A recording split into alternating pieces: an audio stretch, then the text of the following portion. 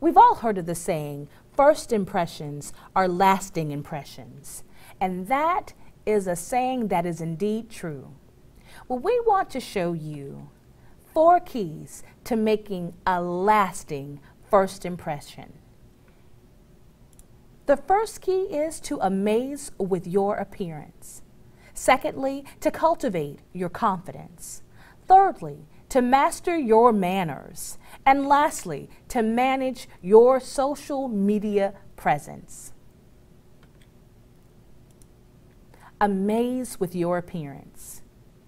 Being able to dress to impress, grooming for success, and your clothing speaks volumes to your appearance and, most importantly, your first impressions. When you dress to impress, remember, you are making a statement without even saying a word. So we want to explore and talk about the do's, the don'ts, the what to wear, the what not to wear, and how to effectively groom yourself for success. When we're talking about grooming, we're talking about your hair, your nails, appropriate makeup, jewelry, your hygiene, hand washing, as well as tattoos. When we're talking about your hair, when you are dressing to impress and, most importantly, making first impressions, you want to make certain that when you're going on that interview or you're arriving at work, that you are well manicured, that your hair is cleaned and neatly cut and groomed. If you have facial hair, men, you want to make certain that your beards or your mustache have been trimmed appropriately and that you are letting your best self shine through. With your nails, little things like keeping your nail beds clean and making certain that there isn't any dirt or any grime underneath your nails, that's very important because remember, one of the things that we're going to talk about later, but that we most of all do, is we do handshakes when we're introducing and we're meeting people for the first time, and oftentimes we're offering a handshake even in the interview process. So your hands, making certain that they are neatly trimmed and that your nails are neatly trimmed and that they are clean and well presented. Now, a thing that is very popular these days, tattoos. A lot of people, male and female, in a variety of professions, there are an increased number of individuals with tattoos. Well, we want to be mindful that in certain areas and in certain professions, tattoos are not appeared or considered appropriate. So we want to make certain that when we are going out for an interview, that our personal creativity and self-expression, that people are not looking at that in a negative way. So we want to make certain to wear appropriate clothing that will cover or minimize the appearance of your tattoos. Oftentimes, individuals tend to, slightly for women, to cover with makeup if necessary, especially with piercings as well. Oftentimes, knowing the business culture for dress and grooming and protocol can oftentimes be found on the website. So if you are wearing a nose ring or if you have a piercing in your eyebrow, it may be a good idea to remove those pieces before you're going out, especially when you're going to an interview. When we're talking about makeup, makeup is to be used to accentuate your appearance and your beauty. We don't want to go overboard with our makeup, particularly during our interview or for our common everyday wear. We want to make certain that our makeup is used in moderation and that it is used in a way to accentuate our natural beauty and appearance and not to draw attention away or to be loud and draw too much of the wrong type of attention towards you. We also want to think about our jewelry.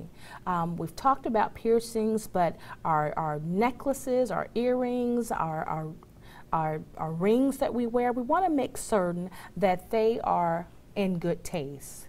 You don't want to wear long, dangling earrings or have multiple rings on each finger or a whole lot of jewelry on, particularly when we're going into our interviews. We want to keep it very classy, very professional, and always, always in good taste. Hygiene and hand washing. It goes without saying that when we are talking about our grooming and putting our best face forward, we want to make certain that our personal care needs are wonderfully taken care of. That includes appropriate bathing, appropriate shampooing of our hair. We want to make certain that we are nice and neat and ready for success, and that extends into our personal care when we're thinking and talking about our hygiene. When we are looking at our clothing on what to wear and what not to wear, but most importantly, when to wear it. In our professional capacity, we tend to have our business wear and then our business casual wear. Oftentimes it's standard that we are going to wear, of course, our standard business wear during the week. Oftentimes on Fridays, business casual, which is still very appropriate attire that you would wear that's more of a casual, relaxed nature, is going to be what is acceptable and on Fridays and during those times, versus wearing our business professional wear, making certain that men, if we are in a very formal business environment, that generally entails wearing your suit, your dress shirt, your tie, making certain that your dress shoes are well polished and shined, along with socks, appropriate socks for your attire. And for ladies, our business wear, we can go from dressy, wearing dresses, wearing a blouse and skirt, wearing a pantsuit, as well as a dress suit with the jacket and the skirt. So there are many variations, and there's so many new trendy as well as classic attire that we can find that will be appropriate in our business environment. And in our handouts, you will see a nice snapshot of visually what to wear and what not to wear. Of course, things that we should not wear in the workplace would include wearing shorts, would include wearing flip-flops, would include wearing shirts that show our midriff, would also include wearing our hair in a way that is not appropriately kept with a nice style. We want to make certain that when we are in the workplace, that those are the types of things that we do not wear to work. Over accessorizing with our jewelry, again, wearing short shorts, tank tops, jeans that may be inappropriate, have holes in them. Those are the types of things that you want to steer clear from. And most importantly, you want to make certain that you know the dress code for the business environment that you're either seeking employment with or that you currently work for.